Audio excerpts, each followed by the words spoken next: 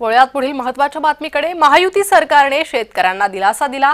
पूर आणि अतिवृष्टीमुळे कर्जवसुलीला स्थगिती देण्यात आली आहे। शेती निगडित कर्जवसुलीला 1 वर्षासाठी स्थगिती देण्यात आली आहे। राज्यस्तरीय बँकर समितीला सरकारने आदेशही दिलेत। जिल्हा मध्यवर्ती बँकेलाही कर्जवसुलीला स्थगिती देण्याचे सरकारचे आदेश आहे।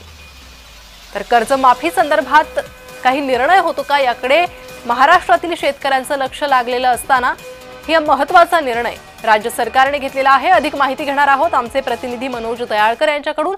मनोज, एक महत्त्वाची बातमी आहे, शेतकऱ्यांना दिलासा देणारी ही बातमी आहे, काय अधिक माहिती?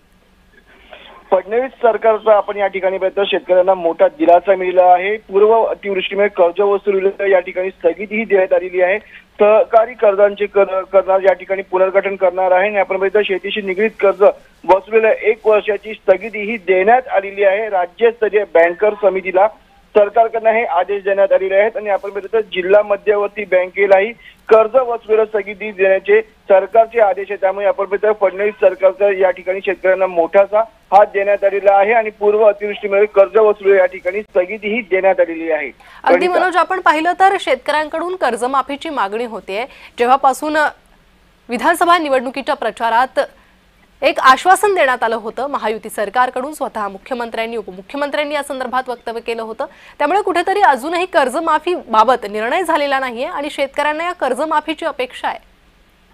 नक्कीच आपण पाहिलं विधानसभेची निवडणूक झाली होती आणि त्या विधानसभेच्या निवडणुकीमध्ये मोठ्या प्रमाणामध्ये महायुतीकडून या ठिकाणी आपण पाहिलं मोठे मोठे आदेश देण्यात आलेले होते आणि त्यानंतर आता या ठिकाणी आपण बघितलं तर कर्ज वसुलीसाठी जो निर्णय फडणवीस सरकारकडून घेण्यात आलेला आहे, त्यामुळे या ठिकाणी सरकारला म्हणजे शेतकऱ्यांना कुठेतरी मोठा दिलासा मिळणार आहे। त्यामुळे या ठिकाणी हा मोठा निर्णय देखील मानण्यात येते, कारण की मोठ्या प्रमाणात पूर परिस्थिती या ठिकाणी देखील आपण बघितलं पावसामुळे निर्माण झालेली होती आणि त्यामध्ये देखील मोठ्या प्रमाणामध्ये शेतकऱ्यांचे या ठिकाणी नुकसान झालेलं होतं आणि आता या ठिकाणी फडणवीस सरकारचा शेतकऱ्यांना मोठा दिलासा मिळालेला आहे।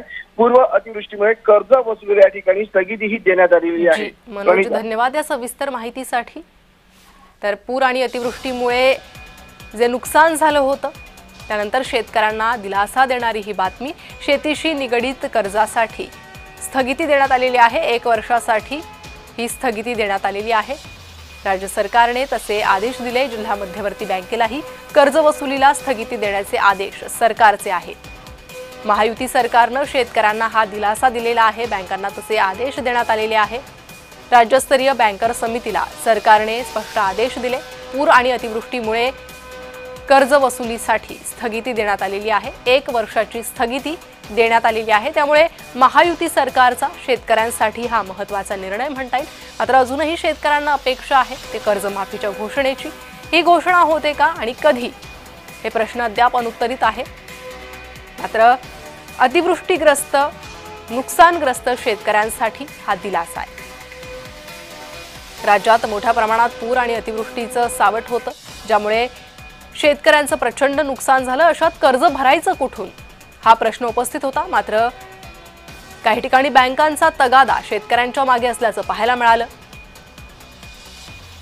शेतकऱ्यांच्या मागणीनंतर अखेर राज्य सरकारने हा महत्त्वाचा निर्णय घेतलेला आहे।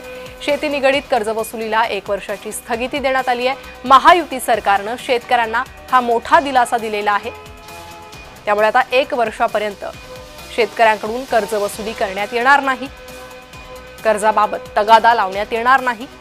शेतीशी निगडीत कर्जवसुलीला 1 वर्षाची स्थगिती।